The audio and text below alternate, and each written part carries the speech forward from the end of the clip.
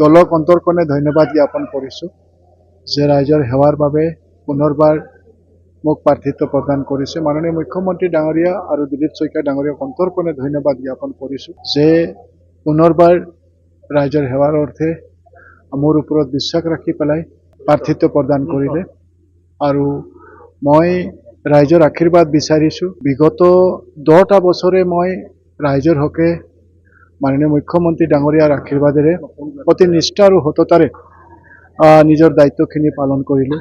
কেতিয়াবা মন্ত্ৰী হিচাপে, কেতিয়াবা MLA হিচাপে।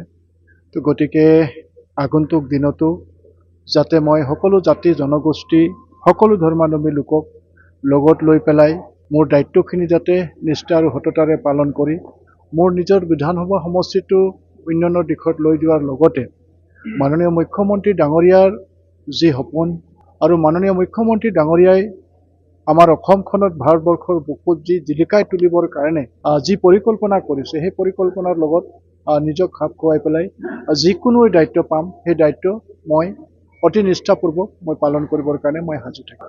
ইতিমধ্যে মাননীয় মুখ্যমন্ত্ৰী ডাঙৰীয়া মোক ক'লে যে সঞ্জয় তুমি মাকুম যিটো নতুন মাকুম বিধানসভা সমষ্টি হ'ল আমাৰ তিনিচুকীয়া জিলাখনত আৰু সৌভাগ্যবশতঃ উক্ত মাকুম বিধানসভা সমষ্টিতেই ঢেলাখাট চাহ বাগিচা বুলি এখন বাগান আছে আৰু সেই বাগানৰে এটা শ্ৰমিক লাইনত সঞ্জয় কিষাণৰ জন্ম।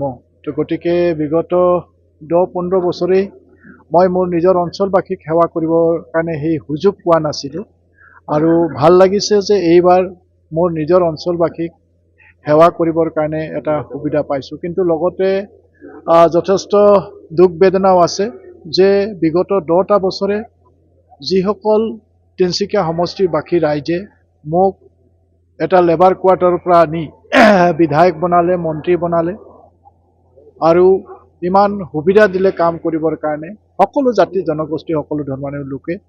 কিন্তু আজি তেখেতসকলক মই বিদায় দি পেলাই অন্য এটা সমষ্টিত যাবলগীয়া হ'ল। কিন্তু যিয়ে নহওক সঞ্জয় কিষাণ সদায় তিনিচুকীয়াবাসীৰ কাষত থাকিব, তেওঁলোকৰ সুখে দুখে থাকিব আৰু মই সদায় তেওঁলোকৰ বাবেও যিখিনি কৰণীয় দায়িত্ব থাকিব সেই দায়িত্বখিনি অন্তৰকণে কৰিবৰ কাৰণে সদায় প্ৰস্তুত থাকিব।